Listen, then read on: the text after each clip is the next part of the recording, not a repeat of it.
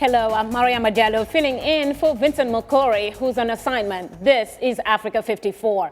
Tonight, the U.S. Special Envoy to the Democratic Republic of Congo is welcoming the M23 rebel group's announcement that it's ending its rebellion. Russ Feingold says he hopes other rebel groups in the region will disarm as well. VOA's Pam Dockins has this report. The Congolese army has been battling M23 since it launched a rebellion last year. The rebel group is comprised of fighters who joined the Congolese army in a 2009 peace deal, but later defected after complaining of poor treatment.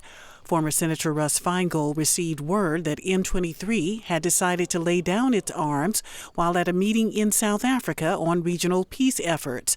He called the group's decision preliminary good news. That is a very important step to the process of making sure that this whole threat to the Democratic Republic of the Congo is ended and that we can get on to the broader aspects of trying to make sure there's peace and prosperity in the Great Lakes region. Arrangements to disarm and demobilize M23 should quickly follow its decision to end the fighting, Feingold says. He says some M23 members could be offered amnesty. That does not apply to those who have committed major crimes, who have been involved in war crimes or crimes against humanity. For them, there can be no amnesty or reintegration. Congo's army battled M23 for more than 18 months. M23 is one of at least 5 armed rebel groups that have been active in the country.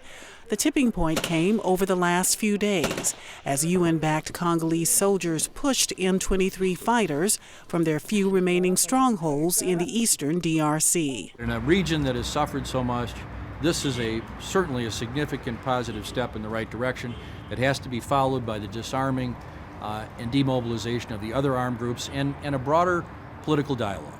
Feingold says that dialogue should include all nations in the region and address the root causes of unrest in the DRC. Pam Dockins, VOA News, Washington. Well, joining us now with more insight on the DRC M23 situation is VOA's UN correspondent, Margaret Besheer. Hello, Margaret. Mariama. Well, it looks like there was a council meeting that started about an hour and a half ago. I'm not sure if it ended or if it's still going on. What came out of the meeting? Right. Well, the Security Council is still meeting this morning to discuss the latest developments in Congo. From what I hear from inside the meeting, it's a private meeting. Mr. Martin Kobler, who's the UN's top diplomat in Congo, has been briefing the council on the latest developments. He's in Goma today, speaking to them by a video link.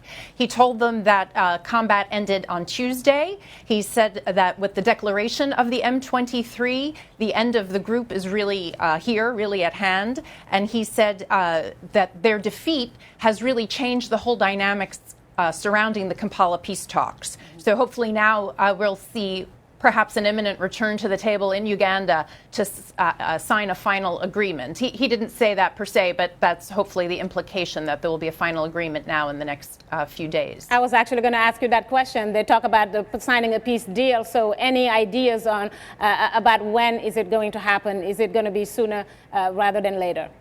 Well, Mary Robinson, who's the UN's Great Lakes Special Envoy, also briefed the council this morning by a video link. And she said that the Congolese foreign minister is on his way back to Kampala. So she said that was a good sign. So perhaps it is rather imminent. The UN mission in the DRC is one of the biggest, if not the biggest in the world, around the world. How are people reacting right now with the latest development about the DRC? Well, I think everyone is cautiously optimistic. Nobody's going to get too excited just yet. It could be a huge success. But, you know, let's just get the agreement signed in Kampala and let's see it implemented. And, you know, the M23 is only one of several groups that are terrorizing civilians in the eastern Congo. And so now the next job of the FARDC, the Congolese army, and of the MONUSCO, the UN force, is going to be to go after these other groups, such as the FDLR, the Hutu rebels from Rwanda. And in fact, MONUSCO says they're going to be beefing up their positions and watching the border carefully. They don't want FDLR rebels slipping across the border now in these next few days when there's sort of, you know, confusion and movement of people. Refugees are returning. Mr. Kobler told the council that the 5,000 internally displaced Congolese people are starting to return home, and the 10,000 who fled to Rwanda are also about to return or planning to return or are returning. So there's going to be a lot of movement of people. You don't want to see the bad guys slipping in amongst the civilians and getting away. Also, there's the ADF.